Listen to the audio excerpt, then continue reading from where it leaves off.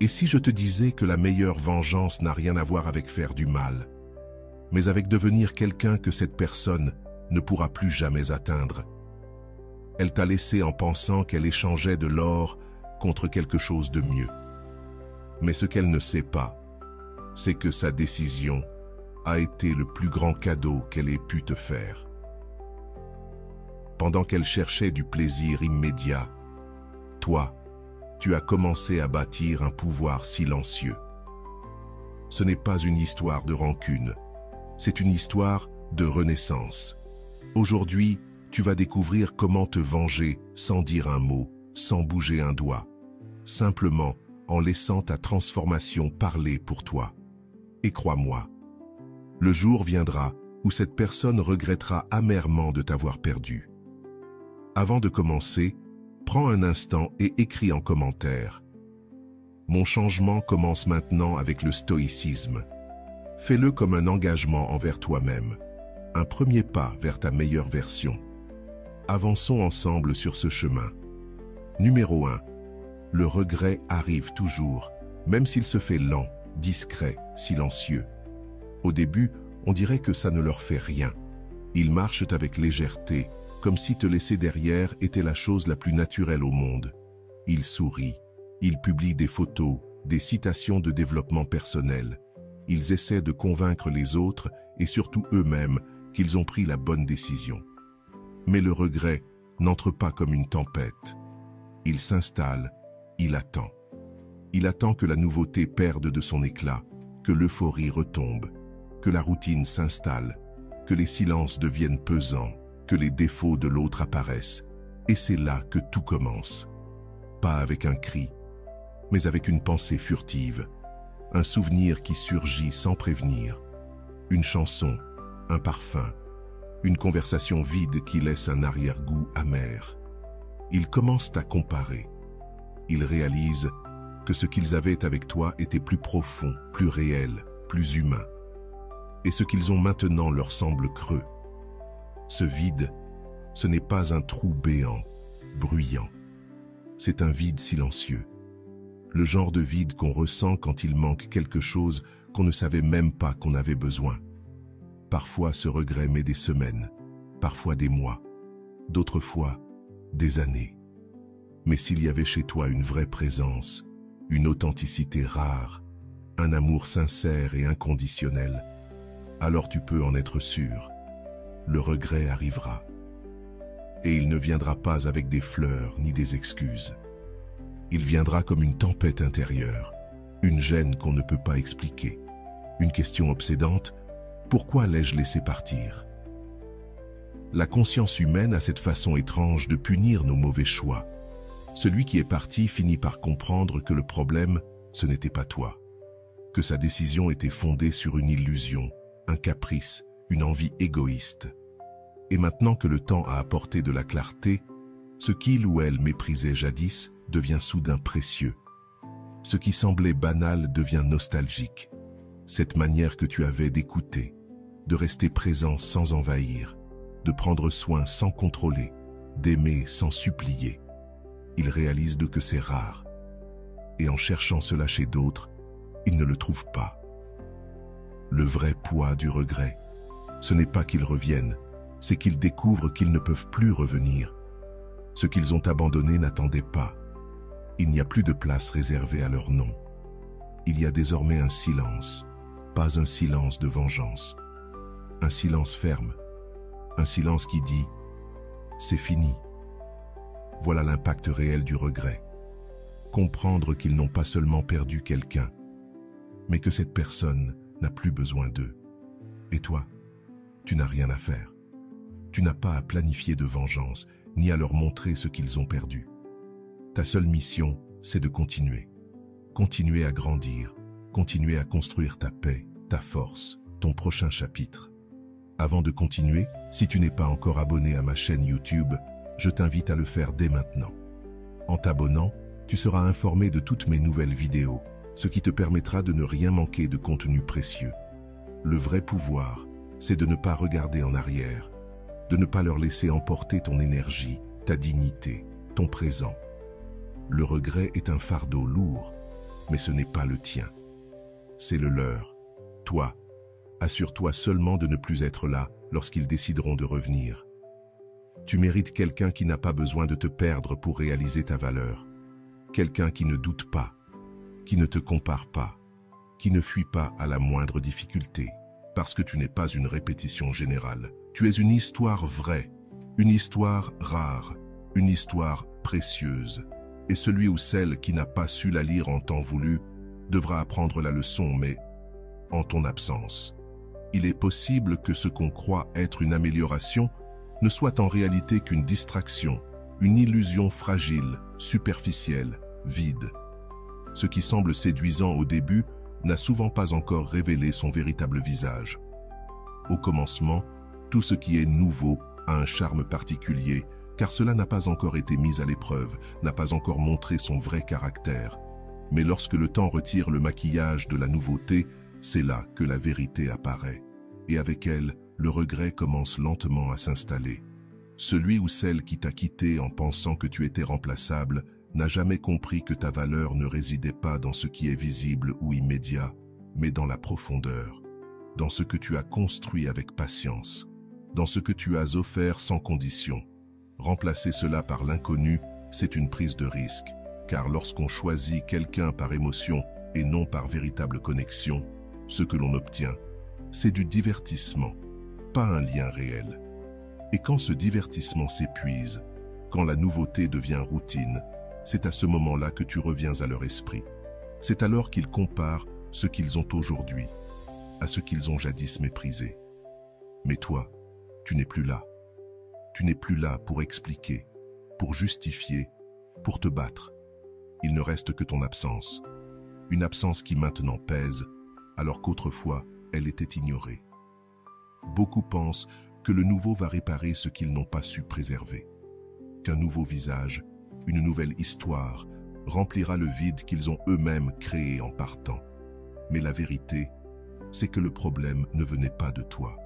Il venait d'eux, de leur incapacité à valoriser ce qui était stable, de leur confusion entre intensité et amour, entre bruit et profondeur, entre nouveauté et authenticité. Et ce n'est pas ta responsabilité de leur faire comprendre ce qu'ils ont perdu. Le temps se chargera de leur montrer, avec une cruauté que tes mots n'égaleraient jamais.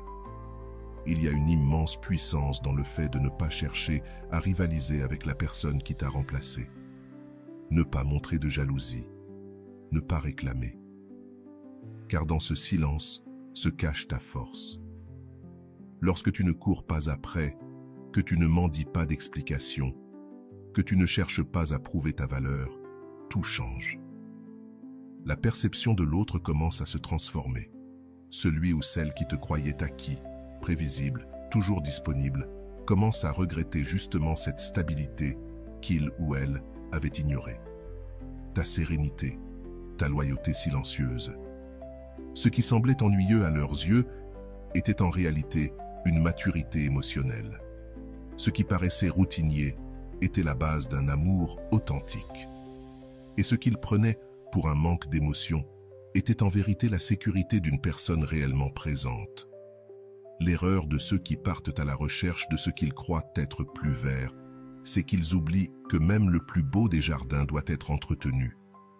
Toute relation, aussi intense soit-elle au départ, passe par des phases d'usure, de doute, de silence. Et quand ces phases arrivent avec la nouvelle personne, ils n'ont plus la même envie de se battre car ils n'ont rien construit.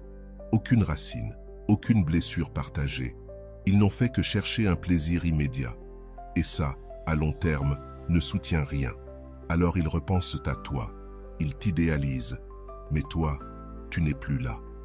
Ce qu'il faut comprendre, c'est que lorsqu'une personne part à la recherche de quelque chose de différent, cela ne signifie pas que tu n'étais pas suffisant. Cela signifie simplement qu'elle n'était pas prête à reconnaître ta valeur. Elle a confondu excitation et amour mûr. Et tôt ou tard, l'éclat de la nouveauté s'éteint et les fissures apparaissent. Toi, en revanche, tu n'as pas besoin de regarder en arrière. Ta mission est de continuer à grandir, à cultiver ton jardin intérieur, celui qui fleurit avec patience, authenticité et travail sur soi. parce que celui qui saura réellement te valoriser ne cherchera pas une émotion passagère, mais une profondeur durable. Et un jour, la comparaison arrivera. C'est inévitable. Même s'ils prétendent ne plus penser à toi, même s'ils font semblant d'avoir tourné la page, il viendra un moment où ils ne pourront pas s'en empêcher. Parce que l'être humain compare. Surtout quand ce qu'il vit aujourd'hui ne le comble pas comme il l'avait espéré. Au début, tout paraît excitant. De nouvelles conversations, de nouvelles routines, de nouveaux corps. Mais la nouveauté n'est pas synonyme de profondeur. Et lorsque la dopamine chute et que les masques tombent, c'est là que commence le véritable jugement. Et ce jugement, ce n'est pas toi qui le portes sur eux. C'est eux qui commencent à juger, en silence, ce qu'ils ont laissé derrière eux. Ce moment surgit dans un geste qui ne réconforte pas, dans une réponse qui ne console pas, dans un regard qui ne transmet plus rien. Alors, le souvenir de ta manière d'être refait surface, ta façon d'écouter sans interrompre, de savoir quand te taire, quand t'étreindre, quand soutenir sans bruit. Ta présence réapparaît, cette présence qui semblait banale, mais qui maintenant semble irremplaçable. Car ce qui est authentique ne fait pas de bruit, mais reste gravé dans l'âme. Et ceux qui l'ont connu le savent. La comparaison commence de façon subtile.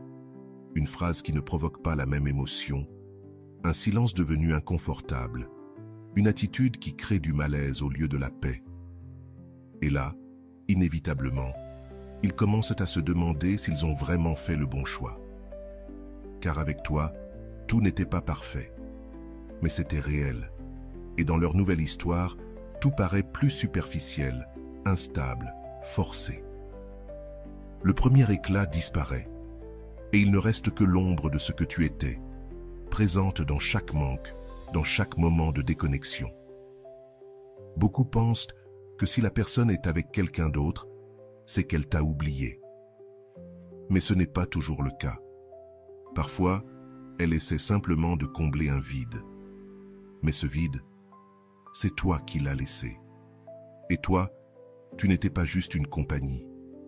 Tu étais une véritable connexion. Et cela, on ne le remplace pas avec quelques rendez-vous ou un nouveau départ. On peut se distraire, oui. On peut s'anesthésier pendant un temps. Mais on n'efface pas. Car ta façon d'aimer, d'être, de comprendre n'a pas de copie.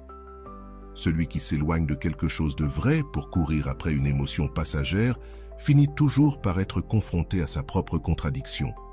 Parce que le nouveau peut sembler meilleur, jusqu'au moment où on le compare à ce que tu offrais. Et là, la différence est brutale.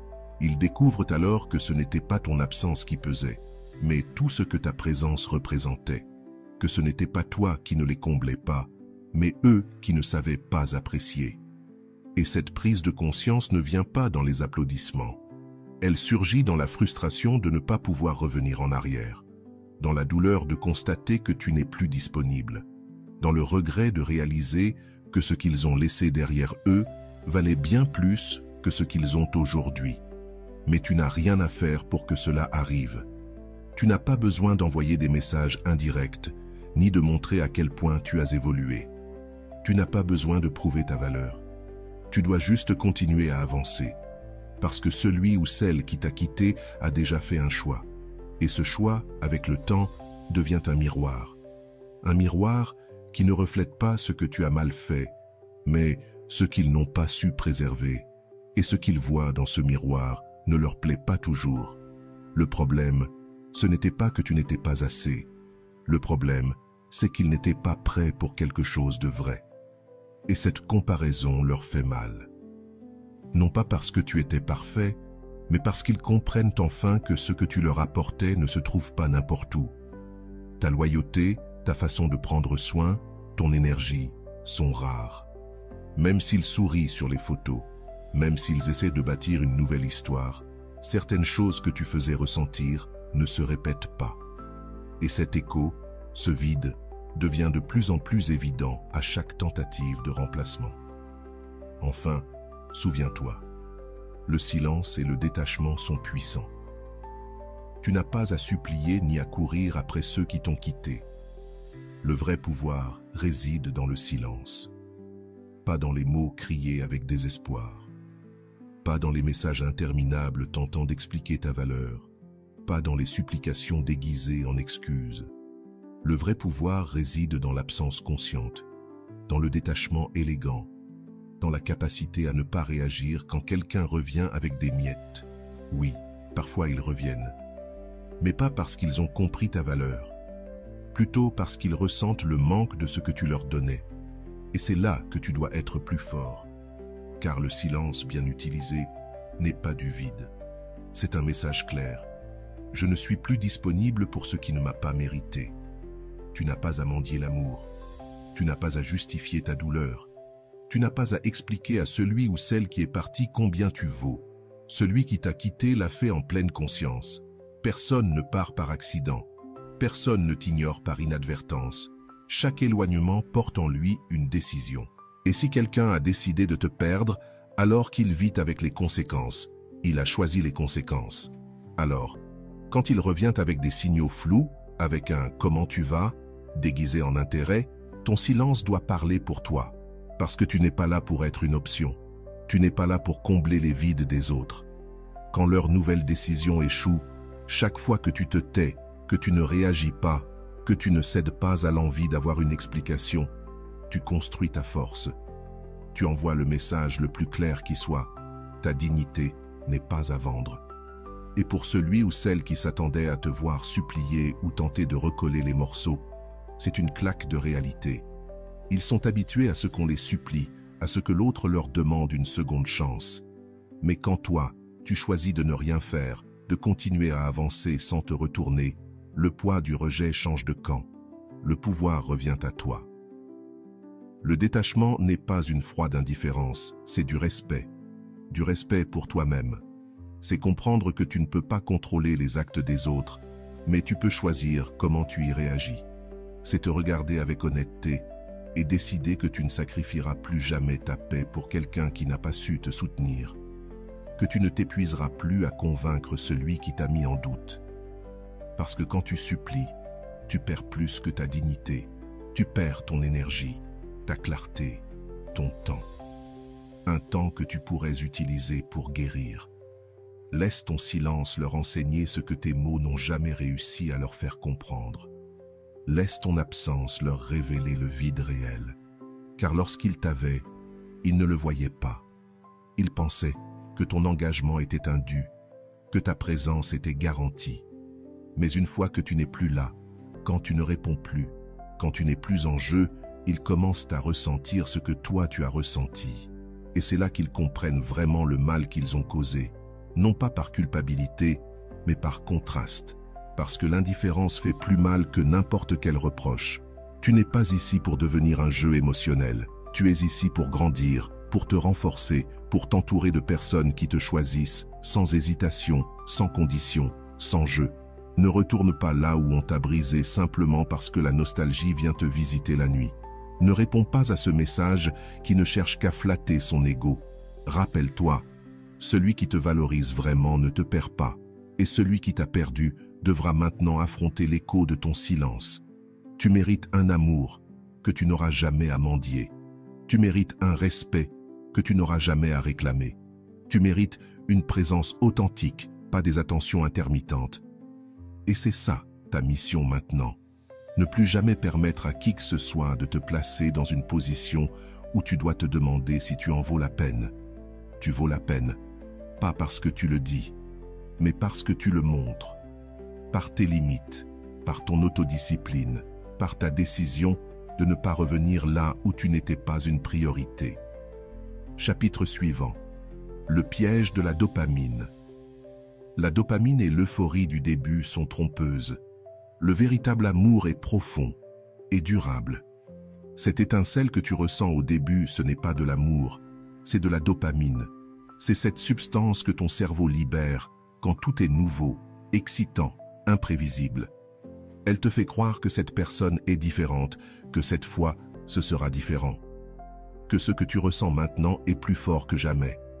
Mais cette euphorie, ce besoin de tout partager, d'écrire, de voir l'autre sans arrêt. Ce n'est pas de l'amour véritable, c'est une réaction chimique. Et comme toute réaction chimique, elle a une durée de vie.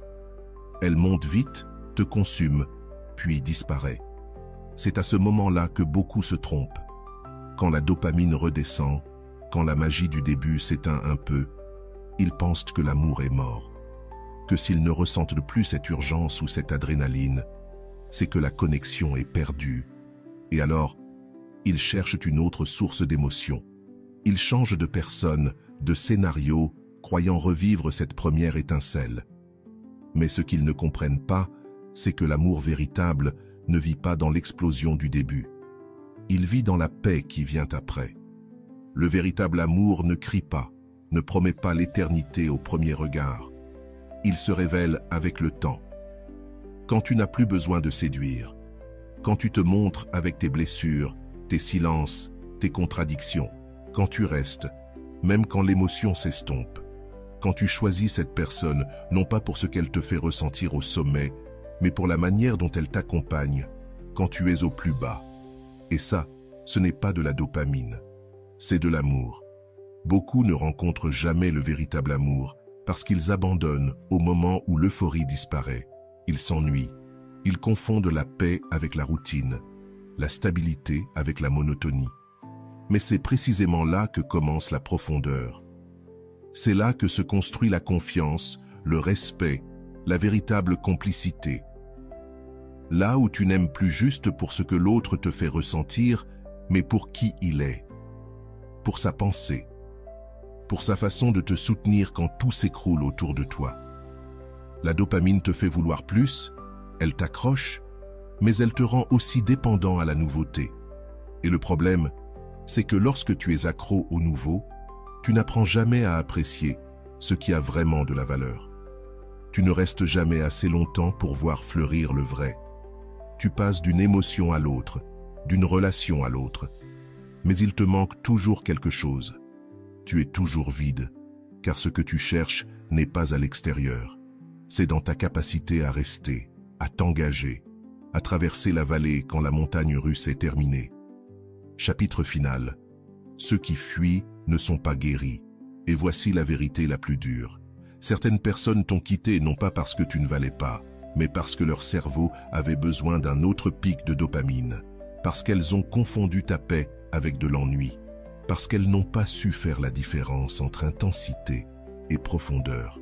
Elles se sont laissées éblouir par un feu de paille, sans comprendre que ce que tu offrais n'était pas un feu d'artifice, mais un feu qui réchauffe pendant l'hiver, un amour qui soutient, une présence silencieuse mais puissante. Mais le temps finit toujours par remettre les choses à leur place. Tôt ou tard, quand l'excitation ailleurs s'éteindra, ils regretteront ce qu'ils avaient avec toi. Ils chercheront cette tranquillité qu'ils ont méprisée, ce câlin qui ne touchait pas seulement leur corps, mais leur âme. Et alors, ils comprendront que ce qu'ils appelaient routine, c'était en réalité de la stabilité. Que ce qu'ils ont rejeté, c'était de la sécurité émotionnelle. Que ce qu'ils ont méprisé pour manque d'intensité, c'était vrai. Ceux qui abandonnent n'ont pas évolué ni guéri. Ils fuient encore. Ils ne t'ont pas quitté parce que tu n'étais pas assez. Ils ne t'ont pas remplacé parce que tu avais échoué. La vérité est bien plus crue.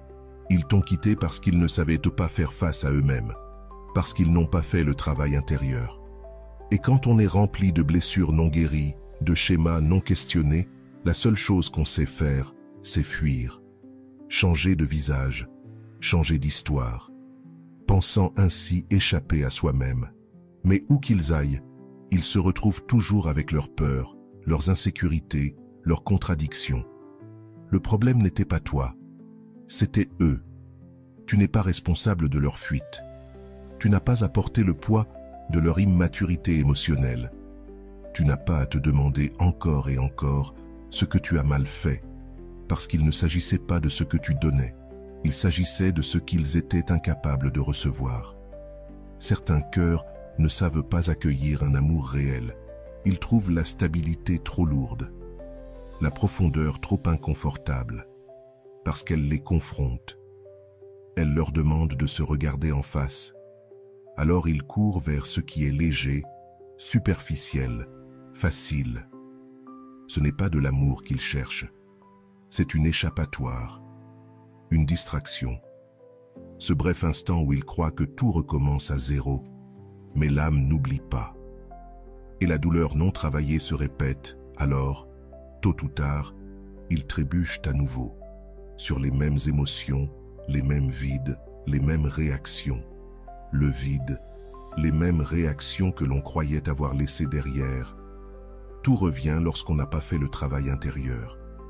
Ils ont juste changé de décor. Toi, en revanche, tu es resté avec la douleur. Tu l'as regardée, tu l'as ressentie, tu l'as affrontée. Et même si ça a fait mal, tu as guéri. Même si ça a coûté cher, tu as grandi. Même si tu as failli abandonner, tu t'es reconstruit. Et ça, c'est l'évolution. Ça, c'est le courage. C'est la véritable transformation. Ce n'est pas toi qui as fui. C'est toi qui as eu le courage de rester avec toi-même, même quand tout se brisait à l'intérieur. Et ce chemin, même s'il était solitaire au début, t'a conduit à te découvrir comme jamais auparavant. Le plus dur dans ce processus, c'est de comprendre qu'il y a des personnes qui ne savent t'aimer que depuis le manque, la dépendance ou la peur. Et quand elles se rendent compte qu'elles ne peuvent plus te contrôler, quand elles voient que tu n'as plus besoin de leur approbation, que tu es libre, elles paniquent. Alors, elles préfèrent partir plutôt que de faire face à leur propre insécurité. Et toi, tu te demandes ce que tu as fait de mal. Mais tu n'as rien fait de mal. Tu as simplement cessé de correspondre à la version brisée de quelqu'un qui n'est pas prêt à aimer pour de vrai. Quand une personne change de partenaire, comme on change de vêtements, ce qu'elle cherche, ce n'est pas l'amour. C'est une anesthésie, une façon d'éviter de se regarder en face. Car à l'intérieur, il y a des questions sans réponse, des traumatismes non traités, des blessures ouvertes qui saignent dans chaque relation. Et tant qu'ils ne s'arrêtent pas pour guérir, pour affronter leur passé et assumer leurs responsabilités, ils continueront à blesser. Non pas parce qu'ils sont de mauvaises personnes, mais parce qu'ils ne se connaissent pas. Et quelqu'un qui ne se connaît pas ne peut pas aimer avec maturité. Alors, ne te trompe pas. Ce n'était pas ta faute. Tu n'étais pas le problème. Tu as été un miroir. Tu as montré ce qu'ils ne voulaient pas voir. Et c'est pour ça qu'ils sont partis. Rester avec toi aurait signifié grandir, se confronter, changer. Et tout le monde n'est pas prêt à faire cela. Les relations basées sur le mensonge, l'évitement ou la commodité sont vouées à l'échec. Quand quelqu'un quitte une relation et cherche immédiatement refuge dans une autre, il ne guérit pas. Il fuit. Il essaie de construire une nouvelle histoire sur les ruines d'une vérité non affrontée. Et même si ça semble marcher au début, c'est voué à s'effondrer. Car les relations construites sur le mensonge, la fuite ou la simple commodité n'ont pas de fondation solide. Ce sont des châteaux de fumée. Et la fumée finit toujours par se dissiper, révélant ce qu'il y a vraiment, du vide, de la dépendance, de la peur et un besoin désespéré de ne pas être seul. Beaucoup commencent des relations, non pas par amour, mais par besoin. Par urgence de ressentir quelque chose qui les distrait de la douleur précédente. Par désir d'être vu, validé, applaudi. Mais quand tu choisis quelqu'un juste pour combler un vide, tu ne choisis pas cette personne. Tu choisis un pansement. Et personne ne peut faire durer une relation à partir de là. Car ce qui commence par le mensonge ou l'évitement ne peut pas se transformer magiquement en quelque chose de vrai. Tu peux faire semblant un moment. Tu peux jouer un rôle. Mais l'âme, elle, le sait. L'âme le sait toujours. Et elle commence à s'agiter, à rechercher ce qui est authentique, à se rappeler que ce qui est réel ne s'improvise pas. La commodité émotionnelle est un piège. Être avec quelqu'un juste parce qu'il te fait oublier, parce qu'il te distrait, parce qu'il t'offre une nouveauté apparente. Ce n'est pas de l'amour, c'est une addiction au soulagement immédiat. Et comme toute addiction, elle finit par s'épuiser. Quand l'émotion retombe, quand la routine s'installe, Quand tu te rends compte que cette personne ne peut pas te sauver de toi-même, tout s'effondre. Le masque tombe, et avec lui, l'illusion. Beaucoup pensent qu'ils peuvent passer d'une relation à une autre sans conséquence, qu'ils peuvent recommencer sans regarder en arrière, sans guérir ce qui précède, sans assumer leurs responsabilités. Mais ce qui n'est pas résolu se traîne avec soi. Ça s'insinue dans les nouvelles conversations, les nouveaux gestes, les silences lourds, car il ne s'agit pas de qui est à tes côtés, mais de depuis où tu aimes. Et si tu n'es pas en paix avec toi-même, aucune relation ne t'apportera la paix. Si tu ne sais pas être seul, tu ne sauras jamais bien être accompagné. Le problème, c'est que le faux se déguise très bien au début. L'enthousiasme, les promesses rapides, la fausse connexion immédiate, tout cela semble authentique. Mais quand vient le temps, les conflits, la routine, tout s'écroule. Car le vrai ne se construit pas vite. Il se cultive. Il demande de la maturité émotionnelle, un engagement réel et de l'authenticité. Il faut dire la vérité, même si elle dérange. Rester, même quand ce n'est pas facile.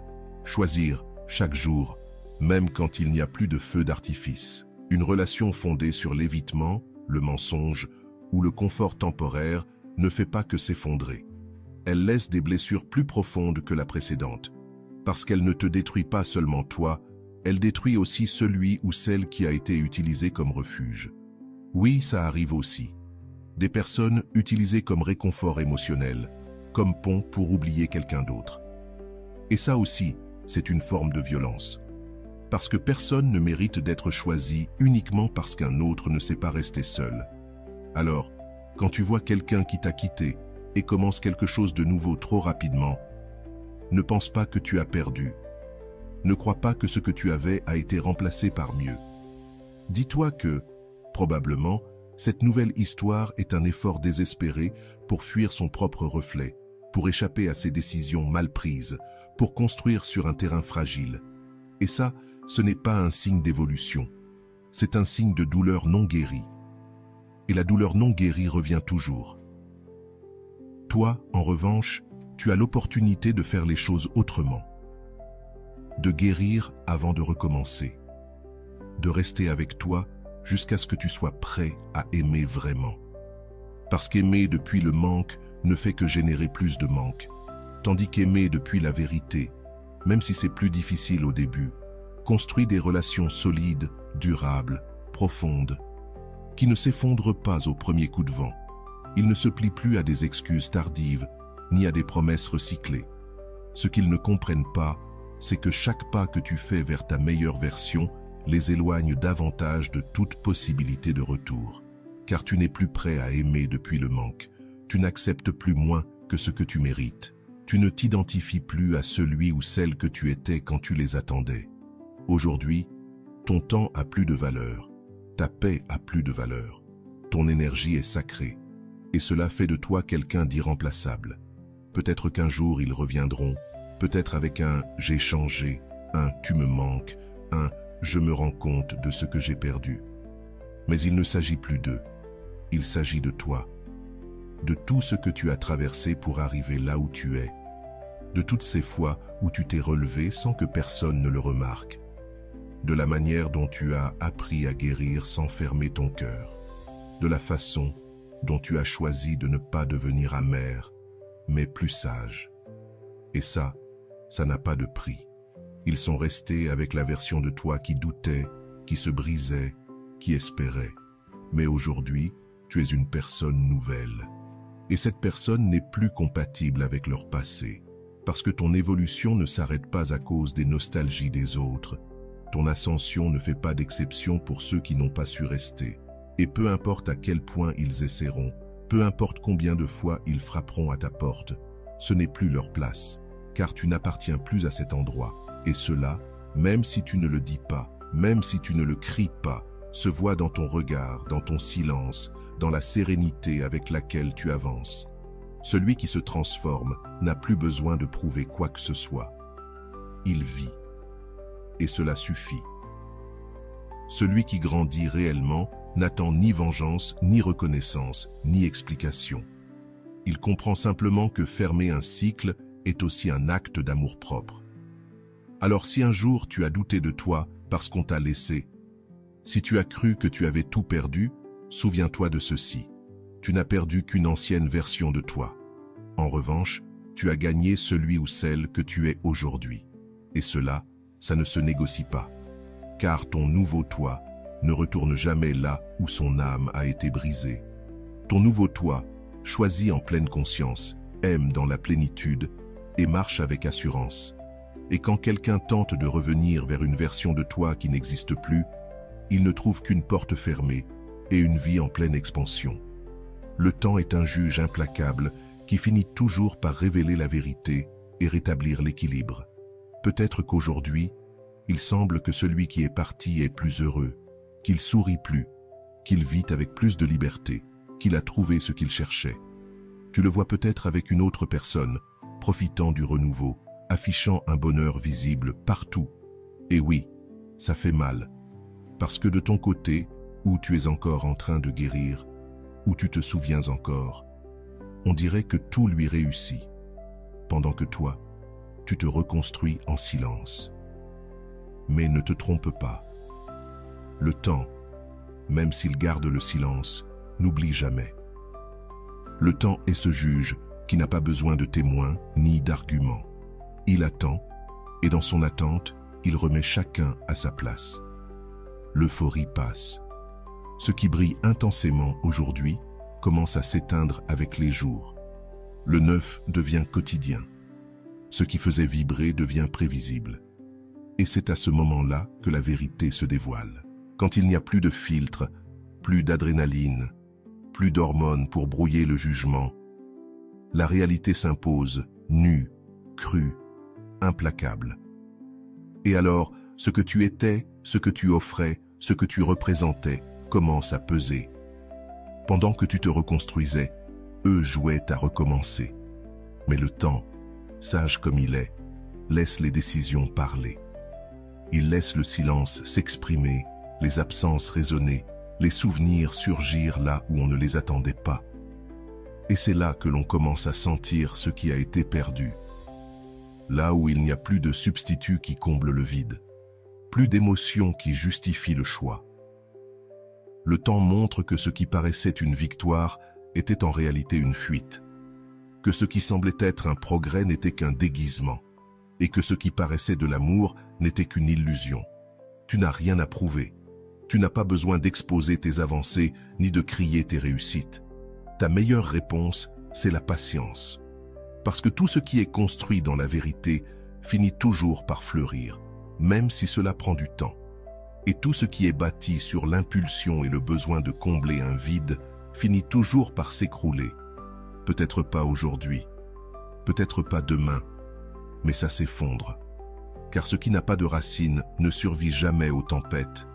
Et ces tempêtes, elles arrivent toujours. Et quand elles viendront, toi, tu seras là. Peut-être loin, peut-être sur un autre chemin, mais en paix. Fais confiance au processus. Fais confiance à ton silence. Fais confiance au fait que le temps ne favorise pas celui qui fuit, mais celui qui affronte, celui qui ne se cache pas de ses blessures, celui qui ne maquille pas sa perte avec un faux sourire.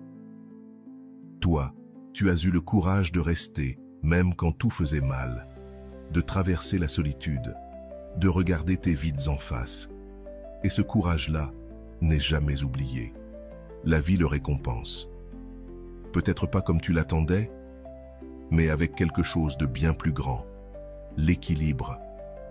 Car le temps, quand il agit en tant que juge, ne se laisse jamais tromper par les apparences. Il suit la vérité. Et la vérité finit toujours par éclater.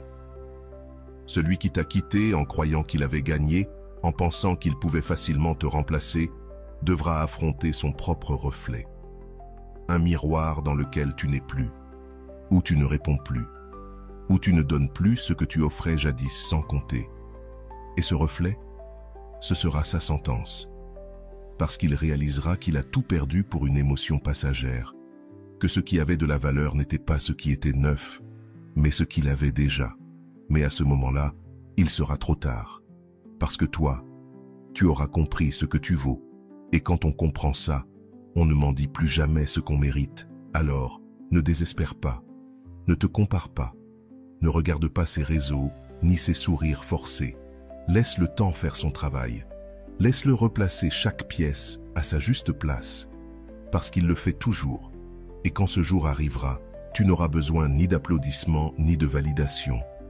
Tu souriras simplement, en silence, en sachant que tu n'as rien perdu.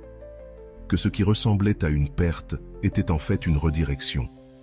Et celui qui a vraiment perdu, c'est celui qui n'a pas su rester. Car le temps, tôt ou tard, révèle toujours ce qui avait réellement de la valeur. Et voilà, j'espère que vous avez trouvé beaucoup de valeur dans cette vidéo. Merci d'être resté jusqu'à la fin de cette vidéo, j'adore quand vous faites ça. Si vous voulez une autre vidéo sur ce sujet, écrivez en commentaire, j'en veux encore plus. J'espère vous revoir dans une autre vidéo. Merci pour ton temps, prends soin de toi et à bientôt.